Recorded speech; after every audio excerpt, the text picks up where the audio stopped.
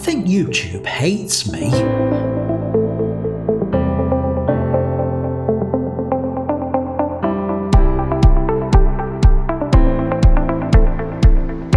Hi folks, just wanted to do a follow-up video to the one I posted last week entitled Do I Suck at YouTube?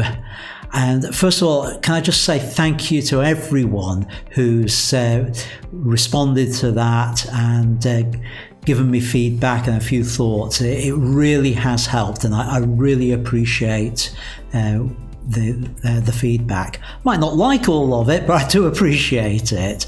Yeah, it's never easy being told that you haven't got everything 100%, but it's better to know that, and I can take steps to try and solve it. So what was the consensus? Well, the consensus was that actually I don't suck at YouTube. Well, my presenting doesn't. That actually I can present, I can teach, and I can educate, which is good news. I'm relieved to hear it. Thank you for everyone who told me that. However, what I did learn from that was that I've got a different problem, and that problem is that YouTube hates me. Well, what do I mean by that? Well, basically, if anyone's trying to find my videos and the stuff on my channel, they're going to really struggle. Things aren't coming up in search when they should. For example, my latest travel video, which I'd been promoting quite heavily, when you try and do a search on it for all the sort of terms that you'd expect, I mean, this is where it came on the search. It came up 120th on the list. And that was the best one, with one of the other terms, which I expect would work for it, 138th. And then there was 345th. 344 videos came ahead of it, which isn't the worst, because one of the other keyword phrases that I put in the tabs, the tags for that video, it just didn't show up at all. I got all the way through to the end and it said no more results, and my video didn't show up. So YouTube hates me. But the question is, why does it hate me? And actually, some of the things that you've told me about my channel and my videos, I think are a clue to what the problem is. You see, it's not personal between YouTube and me. Well, not on YouTube's part, because it's an algorithm. And the trouble is that algorithm seems to really have taken a dislike to my channel. But why? I think it's because my channel isn't focused enough on one area. Now, I've always had this problem with my business, and I'm the first to admit this, that my contacts fall into two very distinct camps. I've got the people who want to know about studio photography and working with models and all that sort of thing. And then I've got at least half my contacts on my mailing list are people I've got in contact with through doing the cruises. And I know that they're not interested in the modeling, and they're not interested in studio work and lighting diagrams and all that sort of thing. They're interested in hints and tips on travel photography. Many of them aren't even using DSLRs, using point and shoot cameras, and that is absolutely fine. I've got nothing against point and shoot cameras and iPhones, and there's a lot I can teach with that. But trying to cover both of those bases on my YouTube channel, I think, has had a detrimental effect on it. And it's divided things so that what the algorithm is seeing is that I'm posting a video, and half the people who are clicking on it because they've seen it's one of my videos are going, oh, not interested in that, it's about modeling. So I post another one, and the other half of the people look at it and go, not interested in that, it's about travel. So what I've decided I'm going to try is I'm going to try and split off my travel related photography videos into their own channel. And I've created this brand new channel. At the moment, at the time of recording, I've just simply claimed the name the Travel Photography channel. Now that might change, and I'd like a little bit of advice on that if you're watching this through. I'm wondering about changing it to Travel Photography with Ian M. Butterfield. I'm trying to get my name into the channel names because I know people search on my name. And I found out with this channel, my main channel, that it wasn't showing up if people searched on Ian Butterfield or Ian M. Butterfield. So you may have noticed I've changed the name now to iansstudio - Ian M. Butterfield to get that to show up. Now, so I'm thinking about changing the name of the channel. So what do you think? Is it worth going to that, calling it like that?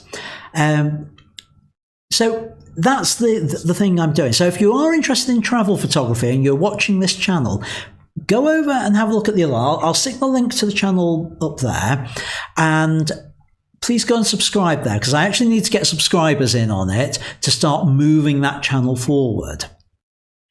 I've also taken the opportunity during this transition of moving the travel stuff over onto there to address some of the other things that people have identified. Some people have commented about the thumbnails that I use and the sort of graphic-y look on there, too much information, difficult to see the photos and all that. And yeah, I can see where people are coming from with it. I don't necessarily agree, and the stats show that the click-through rate isn't bad with them. But because people do keep mentioning it, I thought I'll take this opportunity, certainly with the travel channel, to address that. And you can see how I've changed some of those thumbnails. So I've gone from something looking like this to something that looks like this. Or like this. Look, this side is behind me. Like this to looking something like this. And that sort of change, trying to make it more appealing visually and clearer to see what the video is about. I've also taken the opportunity to redesign my title sequence. Again, that got mentioned. So now a much more photo focused one, and I had a version of it for this video as well. And but where I can, it's going to be appropriate. The images in that are going to be appropriate to the video, and it's much shorter, more livelier music as well with it to try and get that feel on there. So this is what what one of the intros used to sound like and look like. So come with us and see Cape Verde.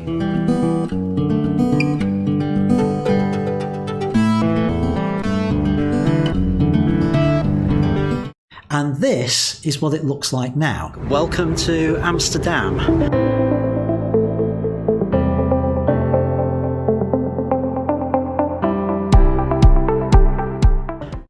So let me know what you think. Does the new intro work? Do the new thumbnails work? Please put something in the comments if you think it's an improvement on there. The results so far, well, it's very, very early days. The channel's only been up and running for, at the time that I'm recording this, less than 48 hours. In that time, I've uploaded 2 videos. But here's a really interesting stat for you. Yes, I've spent a bit more time on trying to do the SEO optimization, but actually, very little change between the version which was on here and the version on the new channel. But in those 48 hours, the new channel has had 50 views on 2 videos. This channel, my main channel, has had, I think it's about 33 views across 120 videos, which only sort of goes to show there is something not right with this channel. So early days, things are moving.